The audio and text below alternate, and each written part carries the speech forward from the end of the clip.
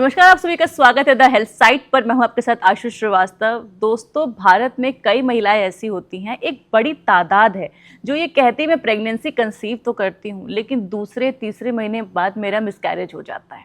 मैं माँ बनना चाहती हूँ लेकिन अक्सर खत्म हो जाती है मेरी कहानी चौथे पांचवें महीने में आकर। आज मैं डॉक्टर निकिता तहरान बताएंगी आखिरकार इतने कम टाइम में मिसकैरेजेस क्यों होते हैं, इंडिया में मिसकैरेजेस केस क्यों बढ़ रहे हैं और इस कंडीशन में महिलाओं को क्या करना चाहिए। बार बार गर्भपात या मिसकैरेज ये तभी होता है जब माँ के अंदर या पिता के अंदर कोई एबनॉर्मैलिटीज हो। इनको चेक करने, सिर्फ माँ के अंदर ही नहीं, क्योंकि यहाँ जब गर्भपात होता है तो होता है कि हाँ माँ में कोई कमी होगी। ऐसा नहीं है। 50% रिस्पॉन्सिबिलिटी फादर की भी है। उनके डीएनए स्पर्म में फ्रैगमेंटेशन इंडेक्स करा के देखना है कि उनका स्पर्म फ्रैगमेंटेशन इंडेक्स हाई तो नहीं है। और बहुत सारे रीजंस हैं जो वुमन में भी बार बार गर्भपात के लिए रिस्पॉन्सिबल हैं। एंडोक्राइन में हाइपोथायरॉयडिज्म, अगर आपका थायराइड करेक्टेड नहीं है, डायबिटीज़ है, अगर आपको पीसीओडी है जिसमें इंसुलिन रेजिस्टेंस है, ये सारी चीज़ें तो बहुत इजीली प्री प्रेगनेंसी चेक होके करेक्ट हो सकती है। और अगर बच्चा जो है एन्यूप्लॉइडी मतलब कि अगर बच्चा ही नॉर्मल नहीं था, जेनेटिक मटेरियल उसका नॉर्मल नहीं था, तो नेचर उसे डिस्कार्ड कर देती है। तो एक मिसकैरेज के बाद में हम इतनी इन्वेस्टिगेशंस शुरू नहीं करते। यूजुअली हम 2 मिसकैरेज के बाद में तब स्टार्ट करते हैं।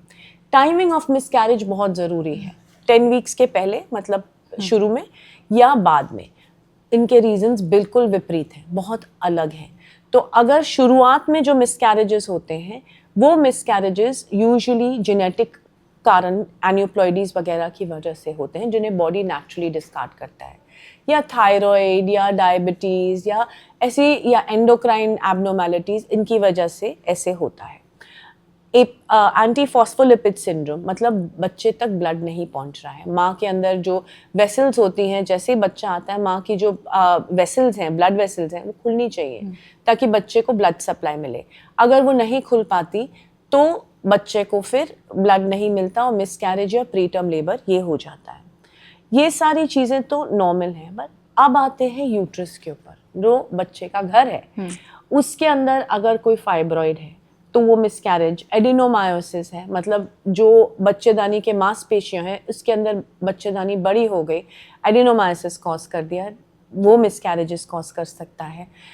इंट्रायूट्राइन एडिशंस, पहले बच्चा आपने अगर डीएनसी कराया हो या बार बार गर्भपात होता रहा हो आपका शुरुआत में, तो बच्चेदानी की दीवारें आपस में चिपक सकती हैं, जिसे हम इंट्रायूट्राइन एडिशंस कहते हैं।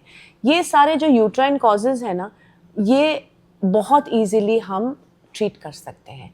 रसौली है तो उसको निकाल दिया, एडिनोमायोसिस है तो उसको मॉडर्न ट्रीटमेंट से, या तो हम सर्जरी से लैप्रोस्कोपिकली या माइक्रोवेव अब्लेशन से। आजकल माइक्रोवेव अब्लेशन हम यूज़ कर रहे हैं जिसमें हम यूट्रस का साइज माइक्रोवेव से करेक्ट करते हैं। इंट्रायूट्राइन एडिशंस हैं, दीवारें चिपकी हुई हैं, तो हम उनको सेपरेट करके स्टेम सेल, आप ही का बोन मैरो निकाल के आपके बोन मैरो से स्टेम सेल बना के गर्भाशय के अंदर डाल दिया ताकि यूट्रस की कैविटी ज़्यादा रिसेप्टिव हो जाए। और अगर ऐसे टाइम से पहले बच्चेदानी का मुंह खुल जाता है, बार बार गर्भपात होता है, ऐसे होता है कि बच्चेदानी का मुंह सिर्फ 9 महीने पूरे कंप्लीट होने पे ही खुलना चाहिए। अगर ये चौथे पांचवें महीने में खुल रहा है, बच्चेदानी कमज़ोर है और वो नहीं सह पा रही, तो हम एक परमानेंट टेप लगाते हैं। ऐसे मेरे पास 700+ केसेस हैं। इसमें हम बच्चेदानी का मुंह ऊपर से बांध देते हैं तो बच्चा सिर्फ सिजेरियन से ही आ सकता है। वो ऐसे बहुत सारे पेशेंट्स फ्लाइट से दूर दूर से ट्रैवल करके मेरे पास पहुंचते हैं कि भाई मिसकैरेज हो रहा है, चौथा पांचवा महीना है, अब ये बच्चेदानी का मुंह खुल गया, अब ये बच्चा बाहर आने वाला है। तब हम इमरजेंसी में इसको पीछे करके टेप लगा के बांध देते हैं। फिर ये बच्चा नॉर्मल रहता है इस कंडीशन में? हाँ, बिल्कुल नॉर्मल, और फिर पूरे टर्म पे आता बाहर। तो अभी जो मॉडर्न ट्रीटमेंट्स आपने बताया कि ये हम ये कर सकते हैं, वो कर सकते हैं, जो टायर 2 टायर 3 सिटीज़ हैं इंडिया की, क्या वहाँ पर भी ये ट्रीटमेंट्स अवेलेबल हैं? देखिए, जो टियर 2 टियर 3 सिटीज़ है वहाँ पे भी अच्छे डॉक्टर्स हैं, अच्छी चीज़ें अवेलेबल है। आप कितना चाहते हैं इसे, कितना बात करते हैं अपने डॉक्टर से, कितनी अपने डॉक्टर से जानकारी लेते हैं, वो ज़रूरी है।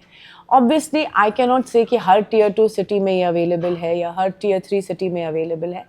हर एक जगह का अपना कोई अच्छा डॉक्टर हो तो वो कहीं पे भी ट्रीट कर सकता है, और जो ना हो तो वो बेस्ट भी नहीं हो सकेगा। बिल्कुल। डॉक्टर निकिता, जो जिन महिलाओं का बार बार मिसकैरेज हो रहा है, उन्हें आप क्या एडवाइस देना चाहेंगे कि आपको ये करना चाहिए, आपको ये नहीं करना चाहिए? देखिए, सबसे बेस्ट टाइम है बिटवीन 2 प्रेगनेंसीज। अपना मन छोटा मत करो। पहली बात ये कि अगर आपके 2 या 3 मिसकैरेजेस हुए तो भी 70% चांस है कि आप एक अच्छा टेक होम बेबी लेके जाएंगे। तो मन छोटा मत करो, साइकोलॉजिकली स्ट्रांग हो। पहले आप और आपके पार्टनर दोनों को साथ में आना है डॉक्टर के पास, दोनों को इन्वेस्टिगेट होना है। ये नहीं कि सिर्फ सारा burden of proof is on the woman. आदमी भी इक्वली रिस्पॉन्सिबल है, दोनों को करेक्ट होना है और टाइम से बच्चा पैदा करो।